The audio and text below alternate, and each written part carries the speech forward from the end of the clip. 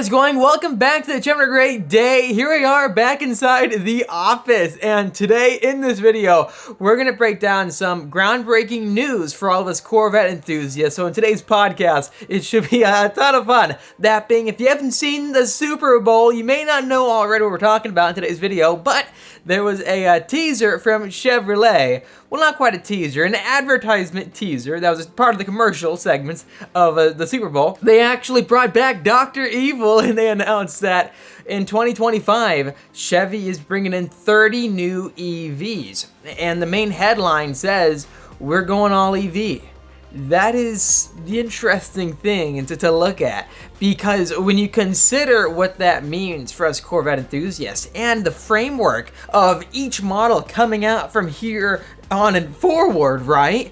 Things are going to get interesting, and the Z06 and quite possibly the ZR1 with the Zora, if that's going to be legitimately a thing, might just be the ultimate Corvettes that you could ever buy being a gas car enthusiast. We could be seeing like the end of days where it's like Mad Max in the future of there's no more gas cars, and they're just so mean and cool. They're just remnants from a prior civilization, I guess you could say. I don't want to see them go. I'm a major gas car fan, so seeing the new Corvette Z06 just blows my mind, because having a flat plane crank and 5.5 liters, that's a bigger engine than most exotic cars have, because for Lamborghini, they're big V10s. Displacement-wise, the V10 Huracan has a, I think, 5.2 liter, so it's not quite 5.5, and this is the most powerful production V8 of all time. If you can secure an allocation, now is the time to do so. You don't want to miss out on it, you definitely don't.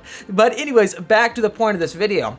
If you truly break this down, well, right away, you can see the epic just push towards these new EVs from all sorts of manufacturers, that being not just Chevrolet, but also Ford, Dodge, all of them. We're gonna have the first ever electric Dodge Challenger, which is going to be crazy.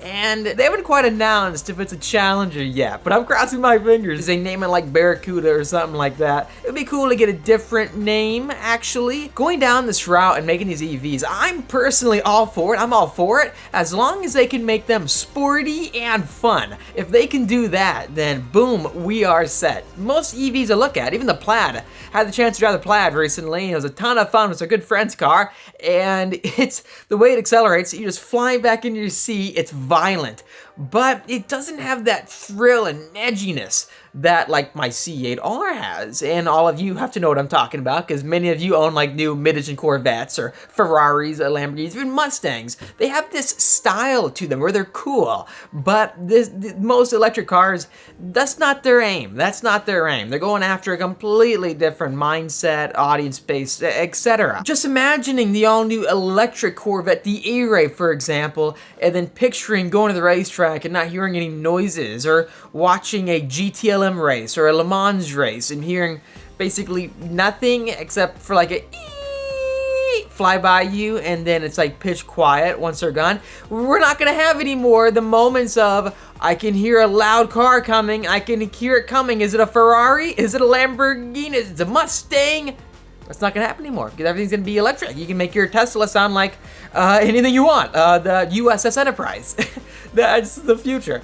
So times are changing, and the push from these companies, it's just immense. It's immense. We are going to be the last of a breed, and I feel kind of bad because I'm on the younger side, and I know many of you had a much longer time with gas cars than me. It's gonna be nothing but electric cars, and I'll be living in the past, maybe. I don't know. Maybe they make the electric cars so good that I just have to jump on the bandwagon. If they can make like what Rimac is doing, a electric car that looks cool and you can track and it's not too much of a compromise, that'd be great, even though the Rimac is like millions of dollars. But back to the point. You're watching this video because you want to find out, what does this mean for the Zora or the E-Ray? Well, to break it down, if Chevy's going all EV by, I think, from that ad it said 2025, and if they only meant just we're gonna be making a lot more EVs by 2025, that'll be better. Going by this commercial, when they state they're going all EV, you could conclude this is going to affect Corvette.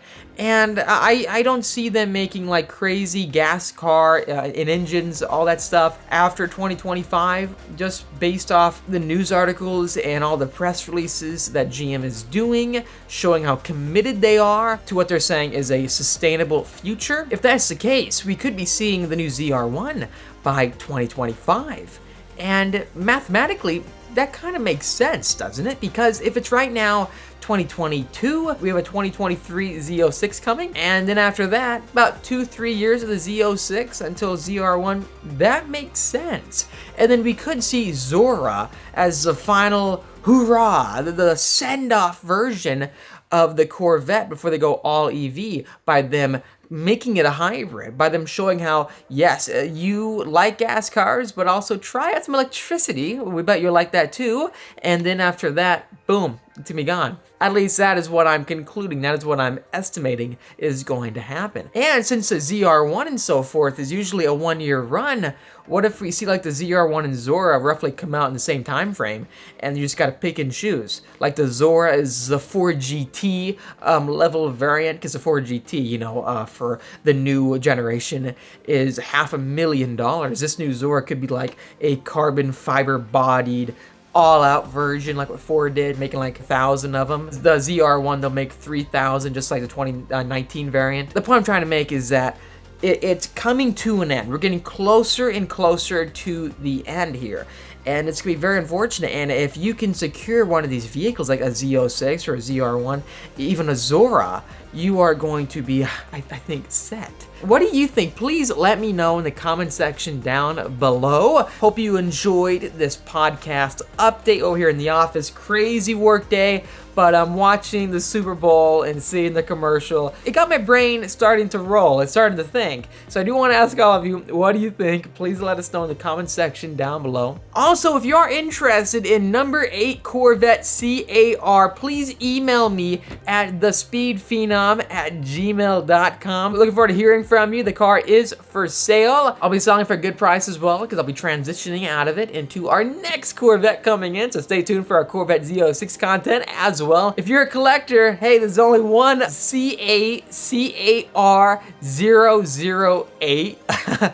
That's one of one right there for sure. You'll see the banner like right here of my email address. Also, reach out to me on Instagram, that being at SpeedPhenom. Make sure to check out the latest products on our website, that being PhenomAutos.com.